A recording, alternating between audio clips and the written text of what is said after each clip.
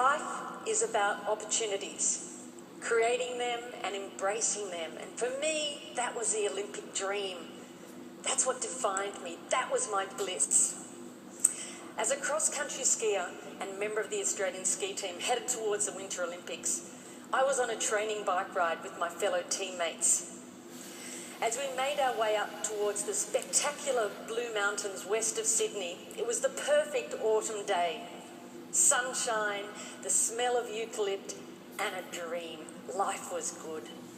We'd been on our bikes for around 5.5 hours when we got to the part of the ride that I loved, and that was the hills, because I loved the hills. And I got up off the seat of my bike and I started pumping my legs, and as I sucked in the cold mountain air, I could feel it burning my lungs, and I looked up to see the sun shining in my face. And then everything went black. Where was I? What was happening? My body was consumed by pain. I'd been hit by a speeding utility truck with only 10 minutes to go on the bike ride. I was airlifted from the scene of the accident by a rescue helicopter to a large spinal unit in Sydney. I had extensive and life-threatening injuries. I'd broken my neck and my back in 6 places. I broke 5 ribs on my left side. I broke my right arm. I broke my collarbone. I broke some bones in my feet. My whole right side was ripped open, filled with gravel. My head was cut open across the front, lifted back, exposing the skull underneath. I had head injuries, I had internal injuries, I had massive blood loss. In fact, I lost about 5 litres of blood, which is all someone my size would actually hold. By the time the helicopter arrived at Prince Henry Hospital in Sydney, my blood pressure was 40 over nothing. I was having a really bad day.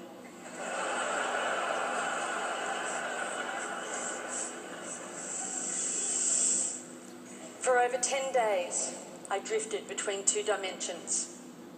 I had an awareness of being in my body, but also being out of my body, somewhere else, watching from above as if it was happening to someone else. Why would I want to go back to a body that was so broken?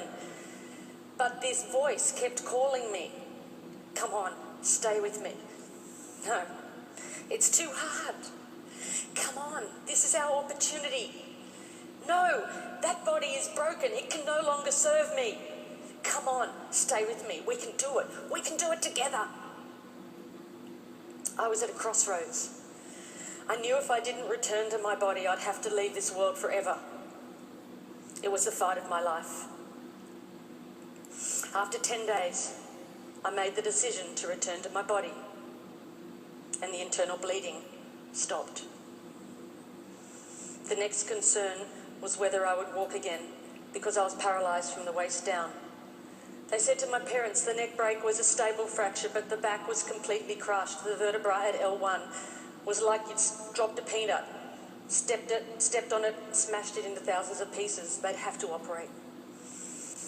They went in, they put me on a beanbag, they cut me, literally cut me in half. I have a scar that wraps around my entire body. They picked as much broken bone as they could that had lodged in my spinal cord. They took out 2 of my broken ribs and they rebuilt my back, L1. They rebuilt it. They took out another broken rib. They fused T12, L1 and L2 together. Then they stitched me up. They took an entire hour to stitch me up. I woke up in intensive care and the doctors were really excited that the operation had been a success, because at that stage I had a little bit of movement in one of my big toes. And I thought, great, because I'm going to the Olympics. I had no idea. It's the sort of thing that happens to someone else, not me, surely.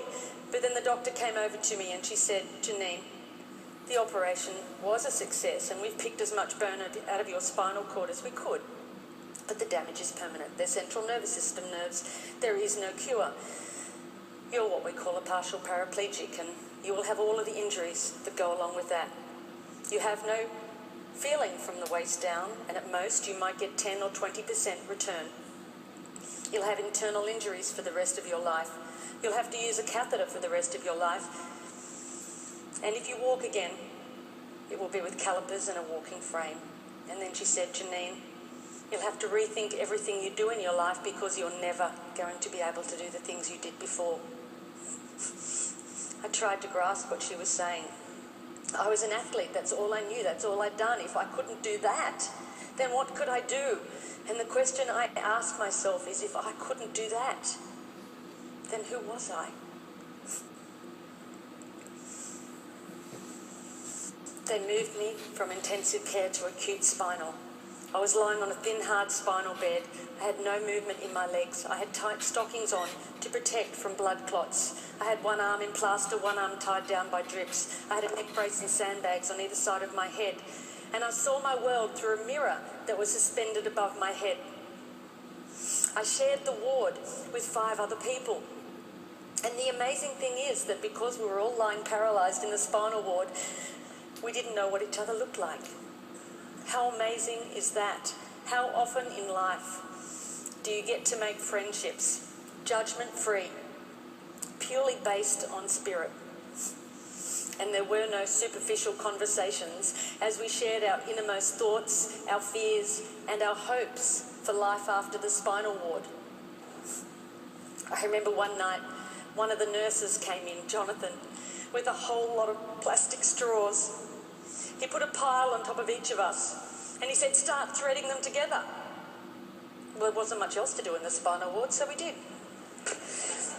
And when we'd finished, he went around silently and he joined all of the straws up till it looped around the whole ward.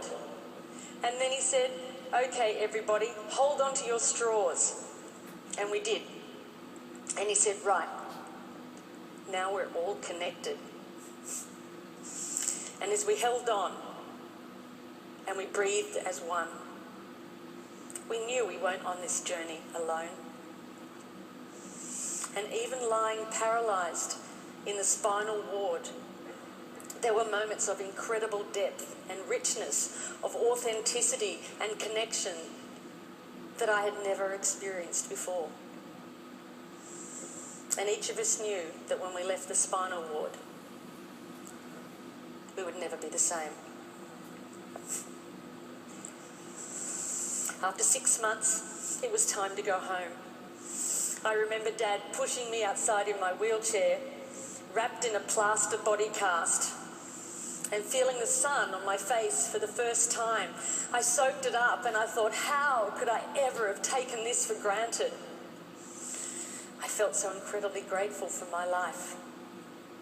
But before I left hospital, the head nurse had said to me, "Janine, I want you to be ready because when you get home, something's going to happen." And I said, "What?" And she said, "You're going to get depressed."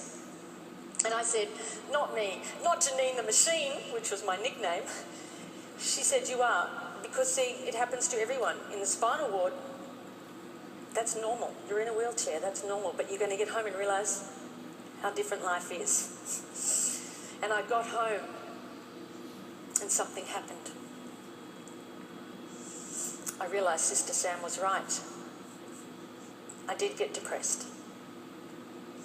I was in my wheelchair. I had no feeling from the waist down, attached to a catheter bottle. I couldn't walk.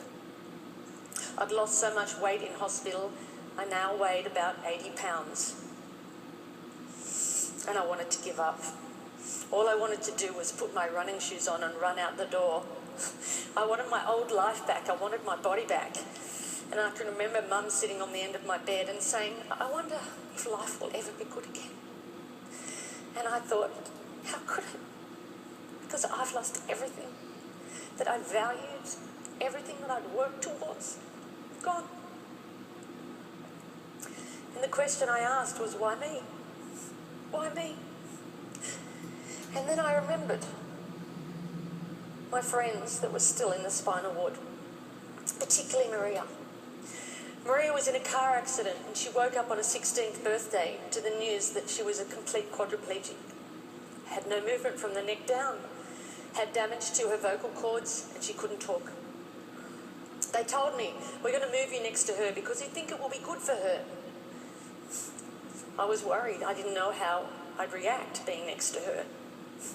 I knew it would be challenging, but it was actually a blessing because Maria always smiled. She was always happy, and even when she began to talk again, albeit difficult to understand, she never complained, not once. And I wondered, how had she ever found that level of acceptance? And I realized that this wasn't just my life, it was life itself. I realized that this wasn't just my pain, it was everybody's pain. And then I knew, just like before, that I had a choice.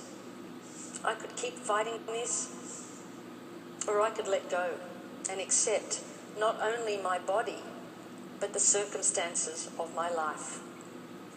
And then I stopped asking